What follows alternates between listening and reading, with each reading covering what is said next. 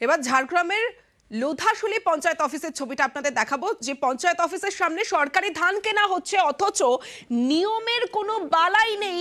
যেখানে রাজ্য সরকার নিয়মে ধানের গুণমান দেখে বাদ দেওয়ার নিয়ম, সেখানে সরকারি নির্দেশকে বুড়ো আঙুল দেখিয়ে ধান কেনা হচ্ছে বলে অভিযোগ। যেখানে কুইন্টাল প্রতি 6 কিলো করে বাদ দিচ্ছে মিল কর্তৃপক্ষ, এবং জেলা জুড়ে এভাবেই চলছে ধান ক্রয় কেন্দ্রে চলছে রাইস মিল মালিকদের দৌরাত্ম্য, ব্যবস্থার আশ্বাস কর্তৃপক্ষের।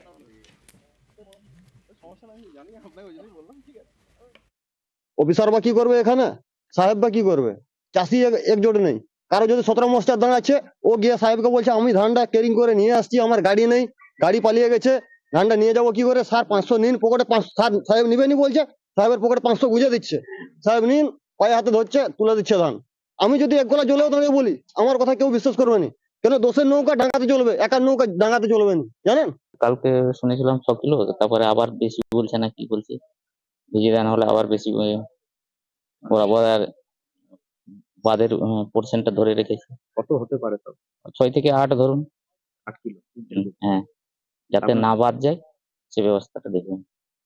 হাতে করে মাপেন, হাত ধানে দেখছি স্বর্ণকে সাদা দেখা হচ্ছে, হাতে মাপা কোনো নিয়ম নেই।